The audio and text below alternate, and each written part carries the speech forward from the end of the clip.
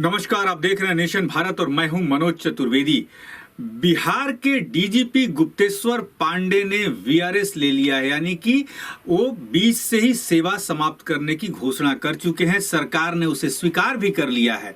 लेकिन जब पत्रकारों ने अभी कुछ देर पहले जब उनसे पूछा कि क्या आप कोई पॉलिटिकल पार्टी ज्वाइन कर रहे हैं, तो उन्होंने कहा कि नहीं, हमने सिर्फ अभी वीआरएस दिया है, अभी मैं कोई पॉलिटिकल पार्टी ज्वाइन नहीं किया हूं, जब ज्वाइन करूंगा तो आपको बताऊंगा। उन्होंने अपने कार्यकाल के दौरान हुए मुठभेड़ों का भी जिक्र किया। उन्होंने इसी बीच नीतीश कुमार की, बिहार के मुख्यमंत्री नीतीश कुमार की जमकर तारीफ की।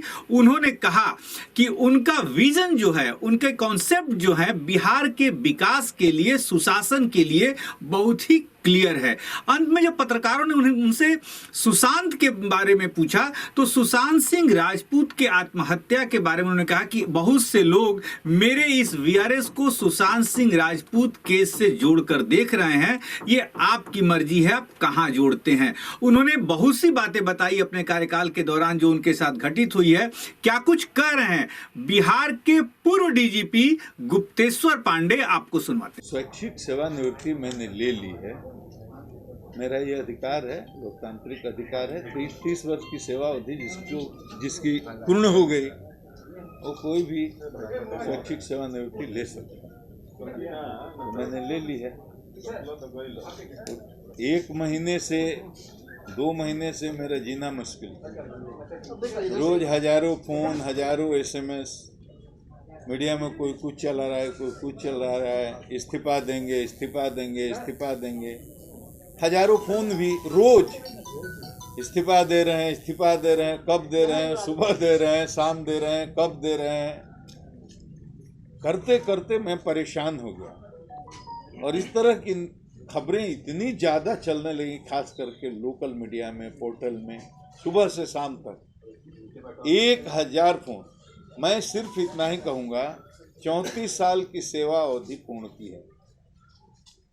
और 34 साल की सेवा अवधि में, ध्यान से सुनिएगा, किसी भी दल का कोई भी नेता, चाहे वो गांव के स्तर का हो या प्रांत के स्तर का हो या राष्ट्र के स्तर का हो, वो अगर मुझे एक मेरी गलती बता दे, निकाल दे, मेरी निष्पक्षता पर उंगली उठा दे।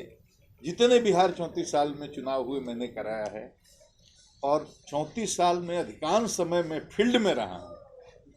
कोई भी आदमी बता दे कि कहीं भी मैंने पूर्वाग्रह से ग्रसित होकर के किसी व्यक्ति को या किसी दल विशेष को लाभ पहुंचाने की कोशिश की या नुकसान पहुंचाने की कोशिश की, आज तक किसी भी दल के, किसी भी स्तर के, किसी भी नेता ने मेरी निष्पक्षता पर उंगली नहीं उठाई है। तो आपने सुना, कल रात 12 बजे तक गुप्तेश्वर पांडे बिहार के डीजीपी थे। सुबह होते होते उनका जो वीआरएस का निवेदन था, उसको सरकार ने, बिहार के गृह मंत्रालय ने स्वीकार कर लिया।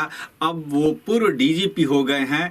अब उनके बारे में कुछ हम भी ज़्यादा से ज़्यादा जानकारियां जुटाएंगे। कैसा रहा उनका कार्यकाल, क्या क्या उन्होंने और कुछ किया, बहुत सी बातें अब आएंगी, क्योंकि अब वो डीजीपी के पद पे नहीं है और कोई राजनीतिक पार्टी हो सकता है ज्वाइन करेंगे, चुनाव लड़ने का भी उनका इरादा है। आप बने रहिए नेशन भारत के साथ। नेशन भारत चैनल को सब्सक्राइब कीजिए, हमारे फेसबुक पेज को लाइक कीजिए। नमस्कार।